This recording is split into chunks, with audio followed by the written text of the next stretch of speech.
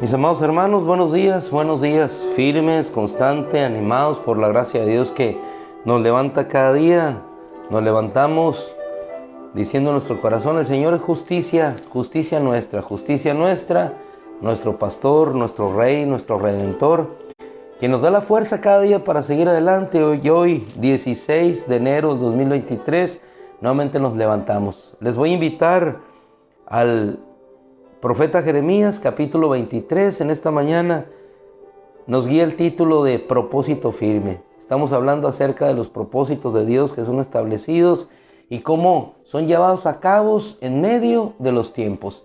El profeta, en otra porción de la escritura, no siendo Jeremías, obviamente, nos dice: tus obras están en medio de los tiempos, y en medio de los tiempos dalas a conocer.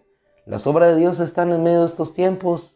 ¿Qué haremos nosotros si no solamente verlas, contemplarlas, ver la maravilla de lo que Dios sigue haciendo en nuestra vida? Esa es la obra de Dios. Somos hechura suya, obra de sus manos, creados con un propósito eterno en Cristo Jesús para habitar con Él por la eternidad. Profeta Jeremías, antes de que nacieras te conocí. Te puse por profeta a las naciones. Aún antes de que nacieras, le dijo el Señor, te había conocido. Te puse por profeta a las naciones.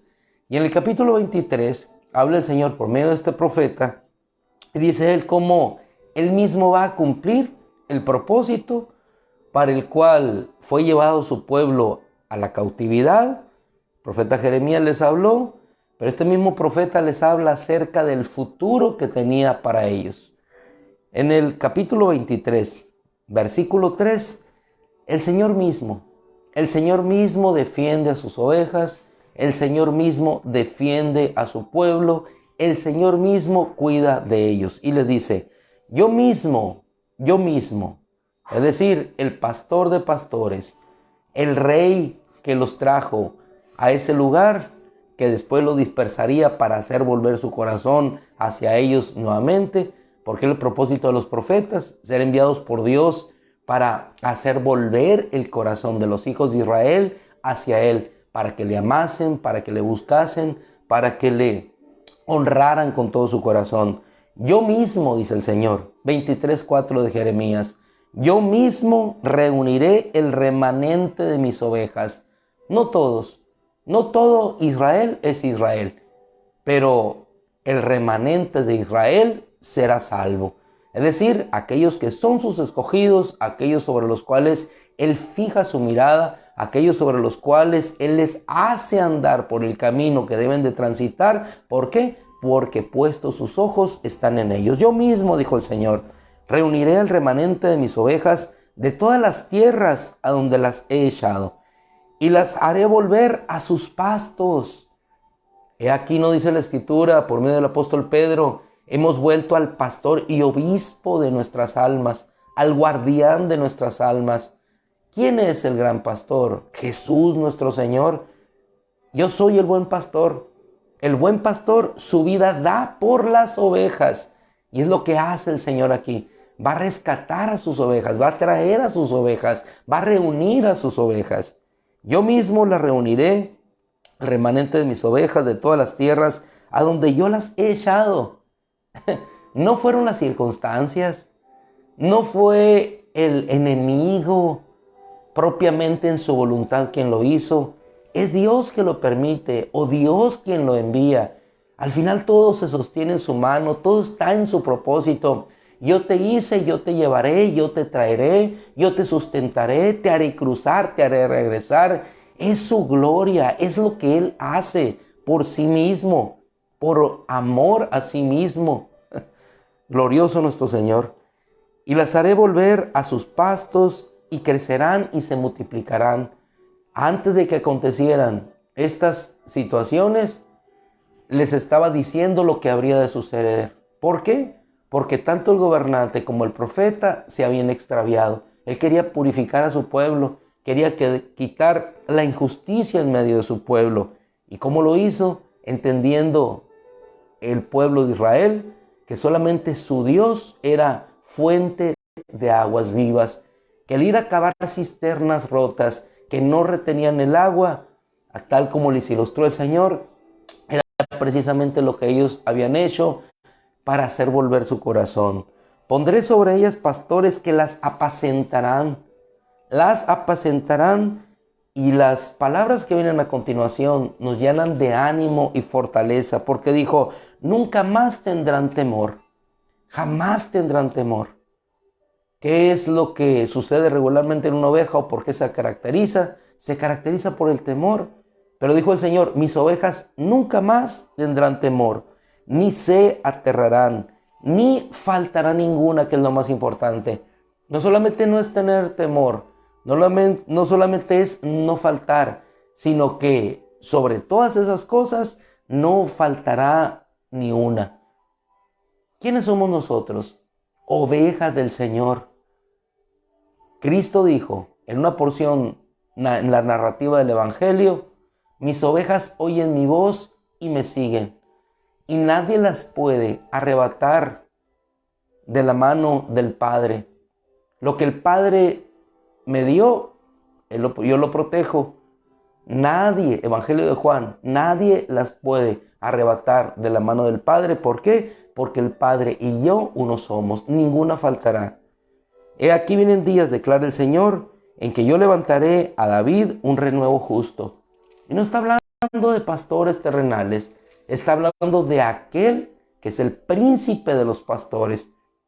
Y él reinará como rey, actuará sabiamente y practicará el derecho y la justicia en la tierra. En sus días será salvo Judá e Israel morará seguro.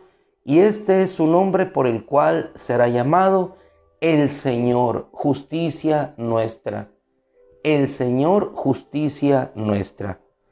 Después, en el versículo 20, nos adelantamos un poquito en el capítulo 23 y veremos cómo el Señor, independientemente de lo que ellos pensaran, de que habrían de permanecer en aquella tierra, porque ellos se aferraron a la palabra de los profetas, no nos sucederá lo que Jeremías está diciendo.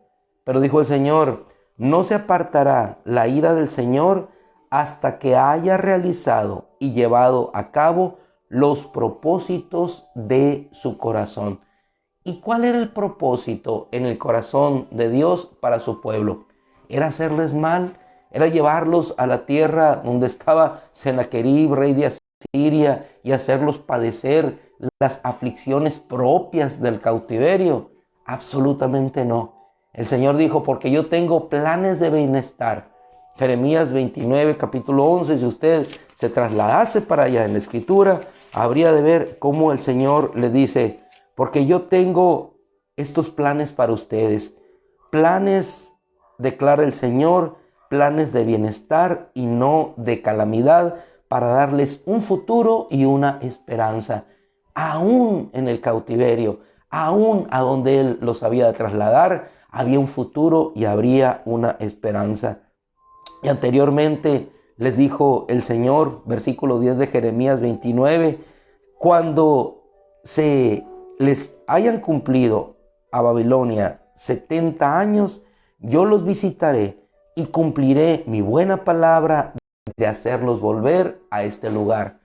Así, nuestro hermano Daniel, ya en la eternidad, pudo entender por medio del profeta Jeremías que 70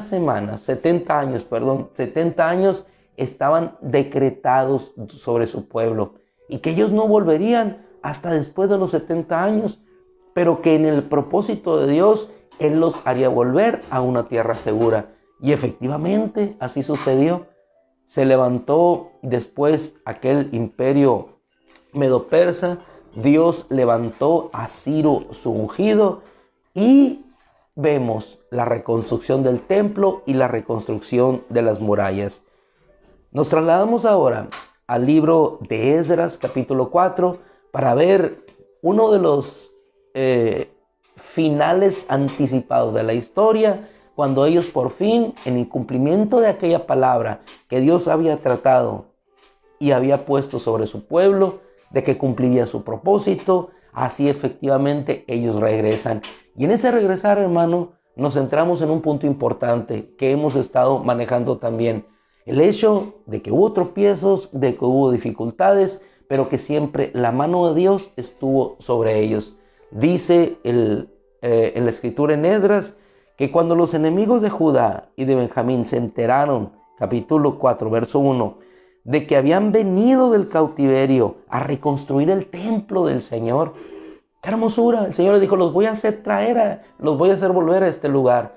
Habitarán seguros, estarán aquí en la tierra, saldrán todo aquel remanente y regresará a este lugar.